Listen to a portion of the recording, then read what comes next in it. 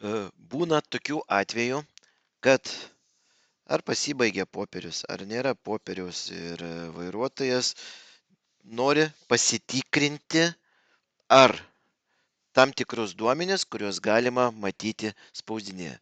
Tai nebūtina spausdinti, vairuotojas gali tai pasitikrinti ir pačiam tachografe. Tai va, paspaudžiam vairuotojas 1, paspaudžiam duomenis, paskutinių 24 valandų duomenis nuo šiandienos pagal UTC laiką ir mes galime matyti visą tai, ką rodo spausdinyje. Ir atrodo vardas, pavardė, įmonės, kortelės numerius, visus tuos įvykius, ką mes galime matyti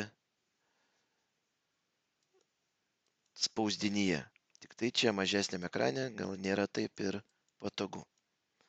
Bet visus savo ir plaktukus nuo kada iki kada buvo parodyti, kiek laiko užfiksuota poilsio ilsimės, kelto funkcijas, kurias mes junginėjom.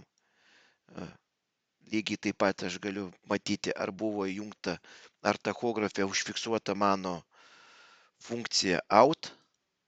Lygiai tas pats, kada ta funkcija buvo įjungta, išjungta, kiek kilometrų nuvažiuota. Ir visi duomenys, tai, kas yra pradžios šalies pabaiga, visus duomenys galima matyti, tai, kas išsamei būna pateikiama ir spausdinyje.